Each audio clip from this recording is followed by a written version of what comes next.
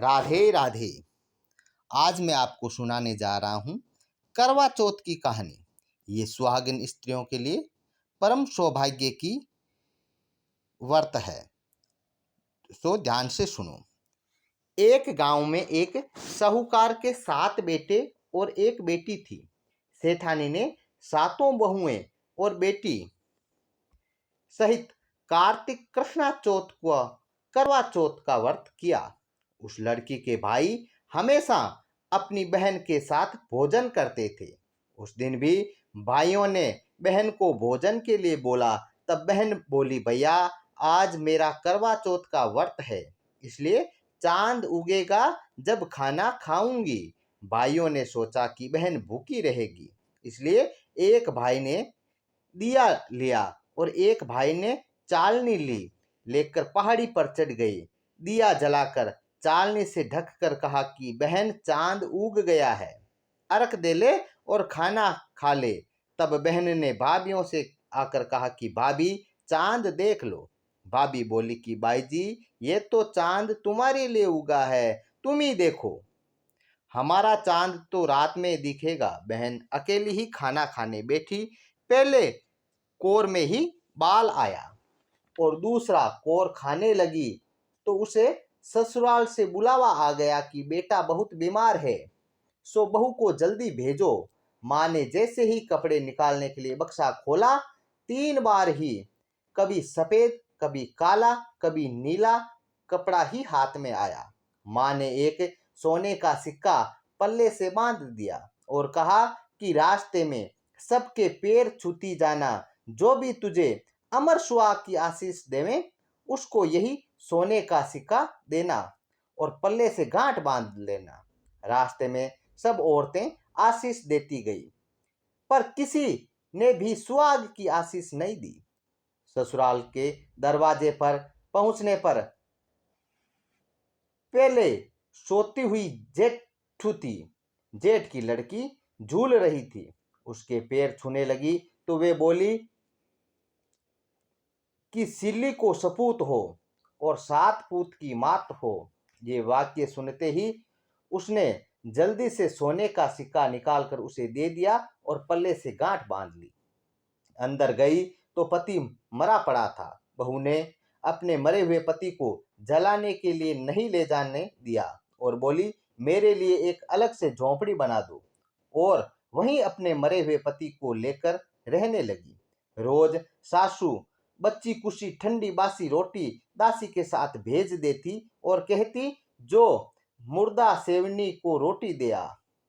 थोड़ी दिन बाद माघ की तिल चौथ आई और बोली, करवा पीला तू करवा पीला, भाइयों की प्यारी करवा ले, दिन में चांद देखने वाली करवा पीला। जब वो बोली कि हे चौथ माता, मेरा उजड़ा हुआ सुहाग तो आपको ही बनाना पड़ेगा, मेरे पति को जिंदा करना पड़ेगा, मुझे मेरी गलती का पश्चाताप है, मैं आपसे माफी मांगती हूँ। तब चौथ माता बोली, मेरे से बड़ी वैशाख की चौथ आएगी, वो तुझे सुहाग देगी।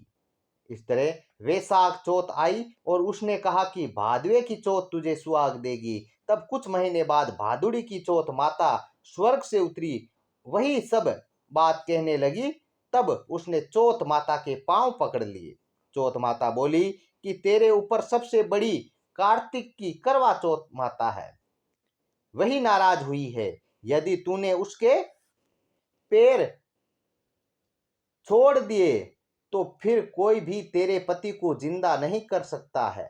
कार्तिक का महीना आया, स्वर्ग से चौथ माता उतरी। चौथ माता आई और गुस्से से बोली, भाइयों की बहन करवा ले, दिन में चांद उगनी करवा ले, व्रत भांडनी करवा ले। साहूकार की बेटी ने चौथ माता के पैर पकड़ लिए और विलाप करने लगी कि हे चौथ माता, मैं ना समझती, मुझे इतना बड़ा दंड मत देओ।